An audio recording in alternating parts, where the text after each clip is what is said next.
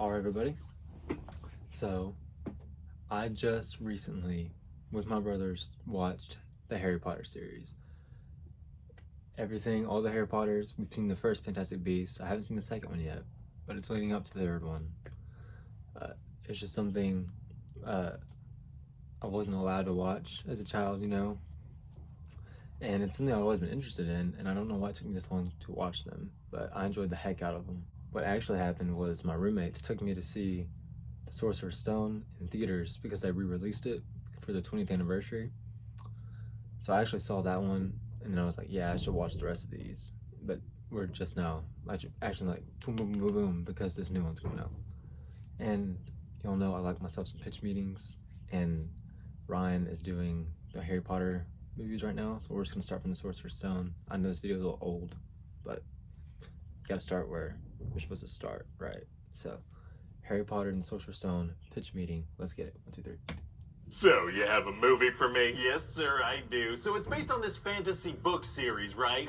Which has sold a lot of copies. Oh, okay. Sorry, I got bored by the word book there for a second, but I'm listening now. So what's this series about? Well, it's called Harry Potter, sir, and it's about this kid called Harry Potter. I understand completely. And so this evil wizard Voldemort tried to kill Harry and his parents when he was a baby, right? But not only did Harry survive, it seems like he killed Voldemort. Retaliatory babies are tight. Actually, he was like protected by the power of his dying mother's love. Oh, his mother's love is tight. I don't know about that sentence. I don't love how it sounded either, but I said it and there's no taking it back. So anyway, we're gonna meet this wizard Dumbledore, right? And he wants to leave baby Harry with his non-magical family, but he doesn't want to be seen doing magic in the suburbs. So what does he do? He does some magic in the suburbs. He turns all the streetlights into flying magic balls and zips them down the street at him. Ah, I think walking down the street normally might have drawn less attention than the magic flying light balls. Maybe. So Dumbledore's gonna explain to these other wizards, Hagrid and Professor McGonagall, that Harry's gonna be famous in the wizarding world, so it's better for him to grow up away from all that. I guess that's better. So he's like, let's just leave Harry in an abusive family for a decade and then kind of spring all this on him when he's a 10-year-old. And that's better than growing up rich and famous. That's what Dumbledore's going with. So then Harry's about to turn 11 and he starts receiving letters from this magic school called Hogwarts, where Dumbledore's the headmaster. Okay, but his family, they don't like him. They don't want him to read these letters. Why not? Because they hate him so much they want to keep him around. I don't know. That works. So the uncle is destroying these letters, and they keep showing up, but Harry just can't get his hands on one long enough to read it. Wow, well, it's too bad they don't have a magical letter that just kind of shouts the message at you.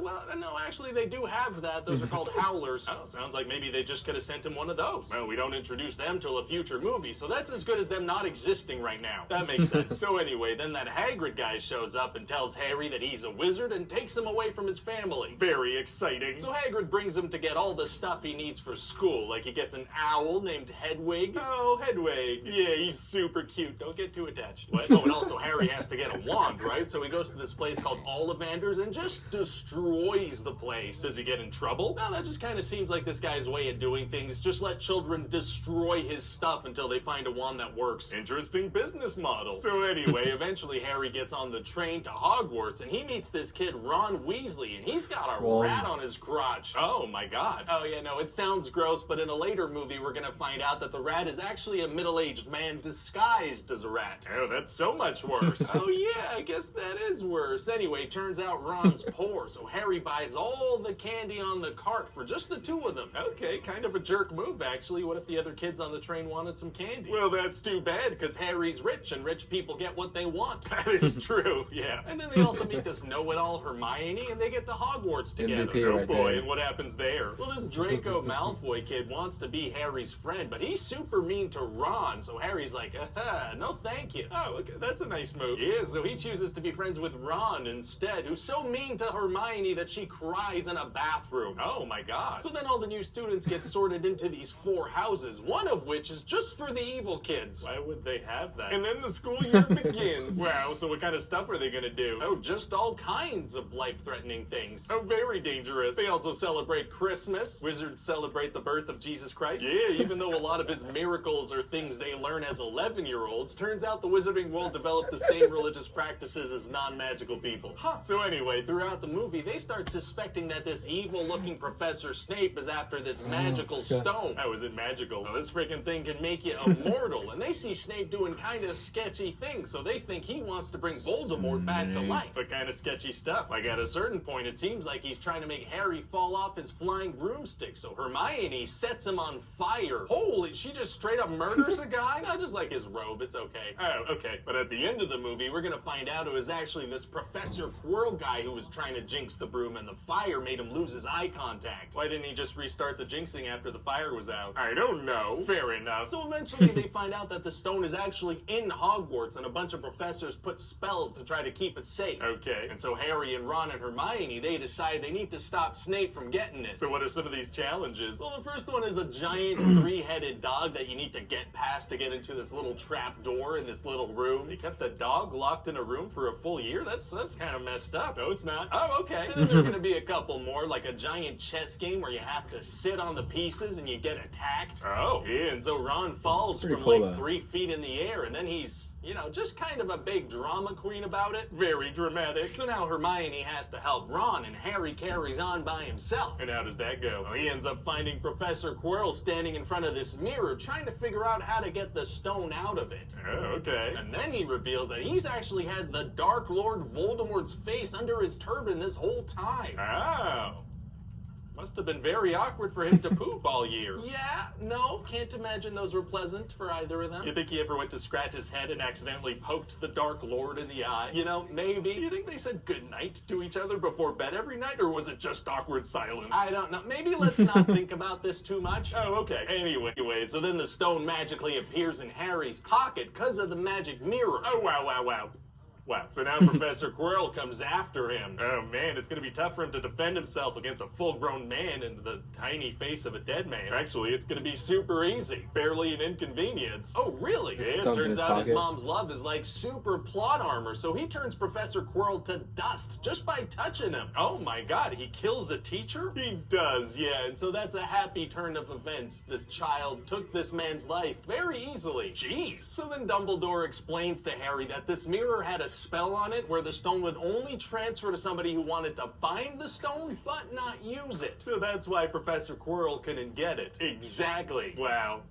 So all the other challenges were kind of unnecessary, huh? Yeah, kinda. And, you know, arguably, Harry made the situation much more dangerous by showing up. The stone would have stayed in the mirror. It never would have been within Voldemort's grasp. Yeah, okay. Well, we're gonna play the moment as heroic, okay? Yeah, I guess. So anyway, then it's the end of the year, and there's this thing called the House Cup, where, like, throughout the year, each house gets points and loses points based on the stuff they do. Okay, and the good guy house, Gryffindor, is dead last, and the bad guy house, Slytherin, they win. Oh, well. You know, bummer. Yeah, but then Dumbledore, he's like, hey, everybody, shut the up, because Harry Potter here killed one of the teachers with his bare hands. Yeah. So he gives Harry and all his friends a bunch of points for killing that man, you know, ending that guy's life, being the last face he ever saw. I imagine this is phrased better in the book. Yeah, I think, probably. All right. Oh, and also Dumbledore spoke with this guy, Nicholas Flamel, who was being kept alive by the stone, and he agreed to just die and let the stone be destroyed. Oh? Yeah, the guy's been alive for like 600 years, so he's like, yeah, okay, destroy the stone. I've lived long enough. Probably should have had that talk in the first place before storing the stone at Hogwarts and endangering all the students. Maybe. So then Harry gets on the train to go home and waves like a normal person. What are you talking about? The way he waves? It's perfectly normal. Okay, I mean, yeah, all right. So then that's it. What do you think? Well, you know, it sounds like a pretty good time. What's this first movie called anyway? Like, what's the full title? Harry Potter and the Philosopher's Stone. Oh, okay. And also Harry Potter and the Sorcerer's Stone, because that first one I said's kind of hard. Wait, what? I've heard about that, you know. I think it has something to do with, like, different, like, countries or something. It's, like, different in different countries and stuff. I don't know. Well, this is funny. I enjoyed this. The best part was wizards celebrate the birth of Jesus Christ when, like, they learn, like, they can do, like, most of the miracles through oh man, that was funny. That was my reaction to that pitch meeting. Let me know what y'all think in the comment section below. Leave a like, subscribe, and I'll see y'all next time.